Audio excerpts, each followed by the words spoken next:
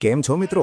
આજે તારીખ 2 જૂન 2026 ને મંગળવાર ચોટીલા માર્કેટ યાર્ડમાં જાણશું લીલા શાકભાજીના ભાવ। મિત્રો, વિડીયો જરાય પણ માહિતી યોગ્ય લાગે તો વિડીયોને લાઇક ને પેજને ફોલો કરી વધુથી વધુ લોકોને શેર કરજો, જેથી કરીને બધા લોકો દરરોજના ભાવ જાણી શકે। અને મિત્રો, આ બધા ભાવ કિલોના છે, તો ચાલો હવે શરૂ કરીએ।